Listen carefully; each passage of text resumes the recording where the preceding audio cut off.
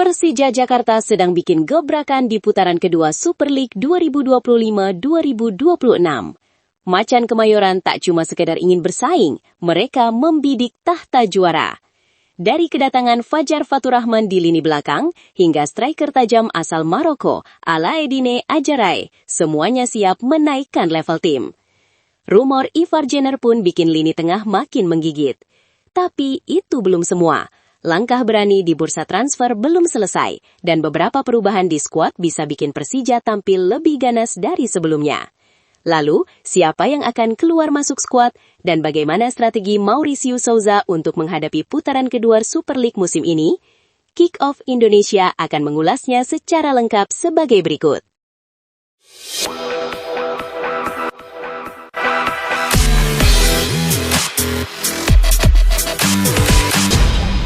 Persija Jakarta menunjukkan keseriusan penuh dalam perburuan gelar juara Super League 2025-2026. Macan Kemayoran tak ingin sekedar bersaing, mereka ingin merebut takhta. Karena itu, manajemen bergerak agresif di bursa transfer paruh musim.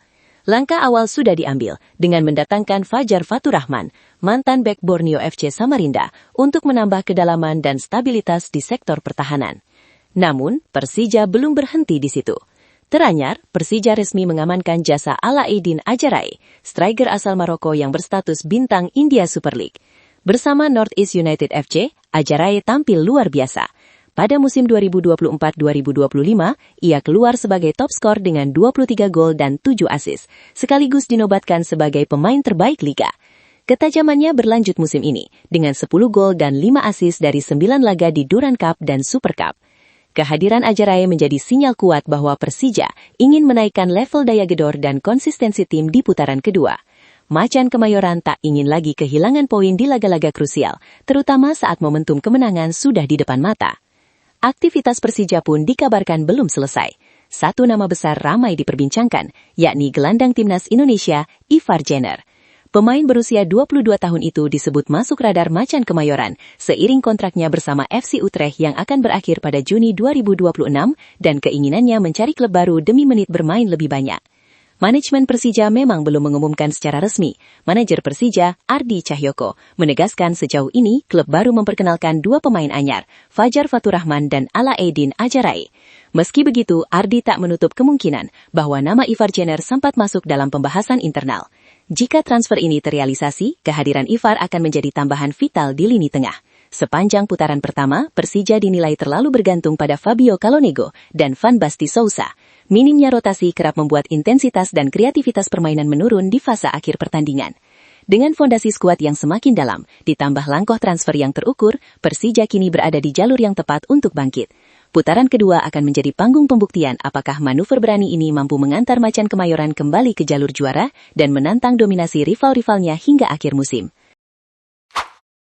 Persija Jakarta jelas tak ingin kehilangan momentum di putaran kedua Super League 2025-2026.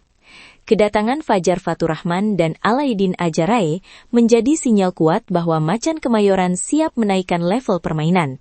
Bahkan, jika rumor bergabungnya Ivar Jenner benar-benar terwujud, komposisi tim Persija berpotensi berubah drastis, lebih seimbang, lebih agresif, dan lebih matang.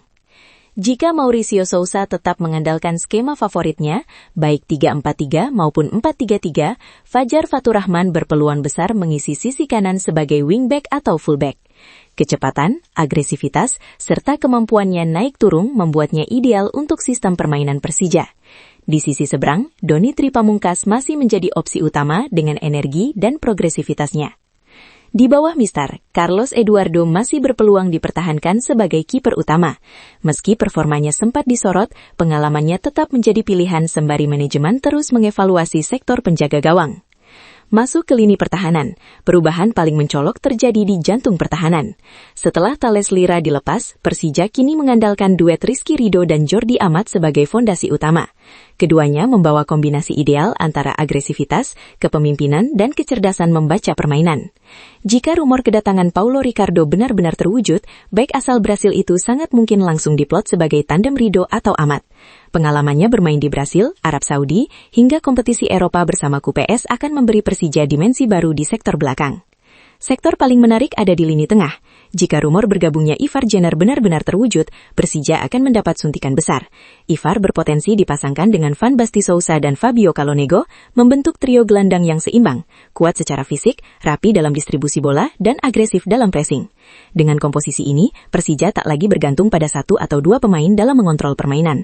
Di lini depan, Alaidin Ajarae hampir pasti menjadi ujung tombak utama. Striker asal Maroko itu diproyeksikan sebagai solusi atas kebutuhan Persija akan penyerang yang klinis.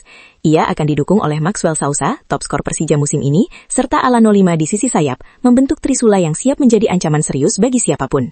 Dengan komposisi ini, Persija di putaran kedua tampil dengan wajah baru, lebih solid di belakang, lebih dinamis di tengah, dan lebih mematikan di depan.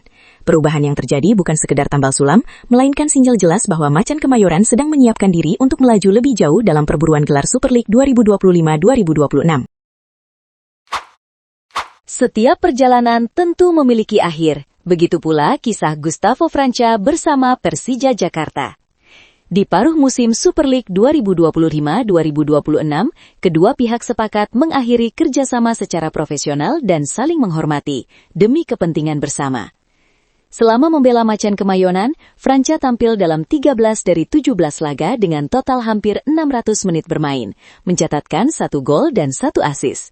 Kontribusi yang lahir dari kerja keras dan komitmennya setiap kali dipercaya turun ke lapangan. Manajemen Persija pun menyampaikan apresiasi atas sikap profesional Franca hingga hari terakhirnya di klub. Keputusan melepas Franca tak lepas dari dinamika skuad di putaran kedua.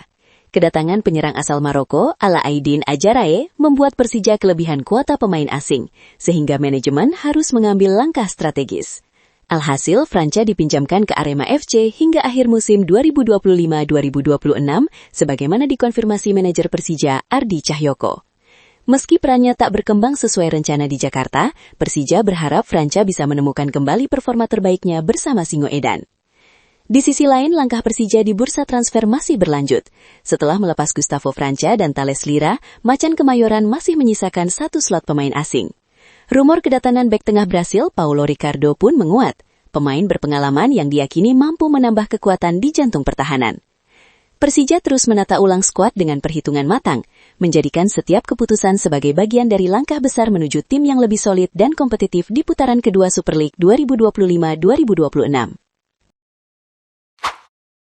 Menurut lo, setelah kedatangan 2 pemain baru serta langkah-langkah ambisius Persija di bursa transfer paruh musim, mampukah Macan Kemayoran bangkit dan tampil lebih buas di putaran kedua Super League 2025-2026? Tulis pendapat lo di kolom komentar.